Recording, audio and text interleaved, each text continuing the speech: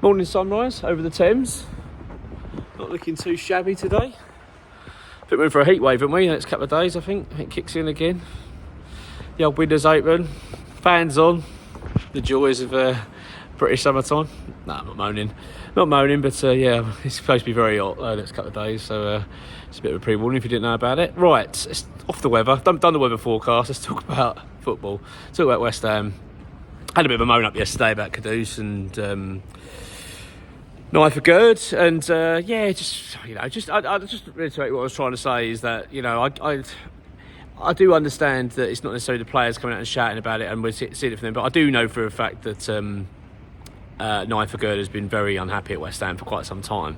Hence why he wanted that loan. He wasn't very settled. And I know people say, well, it's down to the Moyes situation. But I think you can see it's more than that, because at the end of the day, David Moyes is no longer at West Ham. He's been gone a while. We're now 2 managers on from then. And he's still not even given any consideration to wanting to stay and work under Graham Potter, which is a shame. It is a shame, because when you look back when Aguerd joined, his sort of intro videos, he really talked up wanting to be at West Ham for a long time, Premier League and that stuff. He was really, there's a strong desire there to stay for the long term.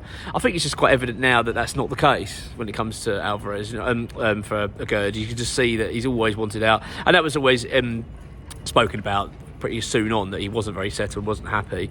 So I think it's quite clear that it wasn't just down to David Moyes. It was actually a lot more than that. Whether it's just the Premier League in general, London, maybe life, I don't know. But it's clearly that he's not no interest in staying. So that's where we are. Also, I didn't touch on Sunderland. They were linked, aren't they, with making a move for Aguerd. It's just a no-go. There's no way he's going to want to go there. As I've just said, it's quite clear he doesn't want to be in the Premier League. I don't think he's very well suited to it. He seems to do better abroad. He certainly does well in the league, doesn't he? Because he did very well last season. So I think that's just the case of him now. That he will be on his way at some point. He's made it very clear he doesn't want to stay. West Ham just got to get on with it and get it done. It shouldn't be difficult. This is what I'm finding so frustrating. It's transfer window. Why are we struggling to sell players? You know what I mean? At the end of the day, this guy's just had a really good loan. It should be quite easy to get rid of him. We just seem so bad at it, don't we? At selling players, we're really poor at it.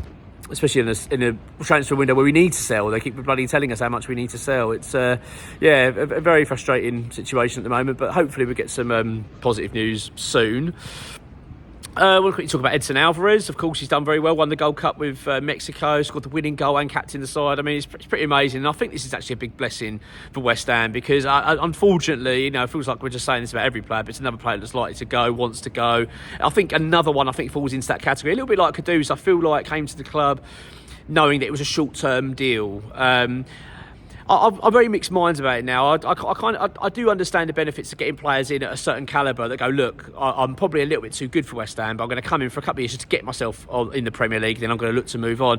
And then you think, well, West Ham can take advantage of that. The problem you get with that, unfortunately, is what we're experiencing now, where you're seeing players that are ready to go. They're not here to see their contracts out. There was always in their vision that they weren't going to be here too long. I've certainly had falls in the case of Mohamed Kudus, who obviously wants out.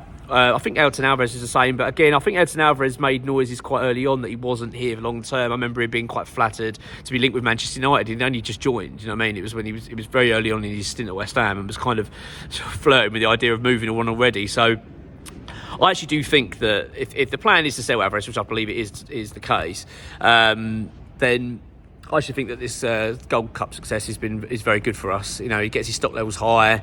I'll certainly look for getting more money in for him from suited parties that are interested in him. Well, one of them being AC Milan. So AC Milan, I understand, to be very, very keen, looking to put they're going to certainly put an inquiry over for the player. So hopefully we can start getting some movement on that. Because at the end of the day, look, I'm not saying that I desperately want Alvarez to go, because I should do rate him. I think on his day he's a very good player, and he's one of them that you think, well, could we not see that how he's done abroad in this tournament? You think, well, could we not get him back at the West Ham and get his career up and running again with West Ham, working under Potter? But at the same time, if he doesn't fit and he's not going to work and he doesn't really want to be here, and Potter's got other ideas for our midfield, I think try and get a deal done. So that is the case now that Edson Alvarez is getting a lot of interest elsewhere, and X has also reported that clubs from Spain as well are keen. So hopefully we'll start getting some movement on that, because at the end of the day we need to start getting some players sold. I mean, this window's starting to drag now, and you get the feeling that without these player sales, this club really feels like it's paralysed at the moment. And believe me, I'm fuming about it, and we shouldn't be in this position,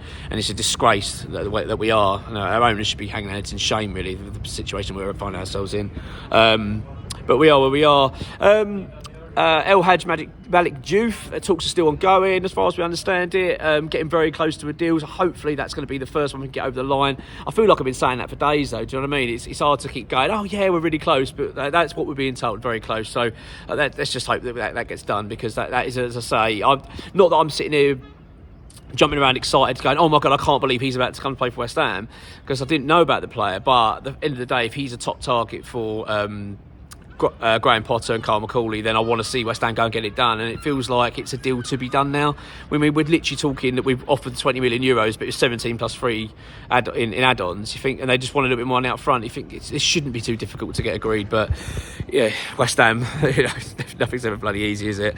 Yeah, and also, I want to quickly touch on, we've been linked again with Calum Wilson and Dominic Calvert-Lewin. These stories that keep doing the rounds. X has done another update on that and just said, look, we're not interested in these players. However, there is a little bit of a worry when it comes to Calum Wilson. He may be a player that we look at towards the end of the window if we haven't brought anyone in. So make of that what you will. I really hope we avoid that. I don't think we will, to be honest. Apparently Graham Potter has got a very clear identity of what sort of players he wants to bring in, and he just doesn't fit it. But as I say, X did say that if things don't go the way we want them to, then it could well be that we go in for him. But yeah, certainly I don't think it's anything to worry about at the moment anyway. Right, I'm going to catch you a bit later on. Hopefully got some positive news later. Take care, come on your ones.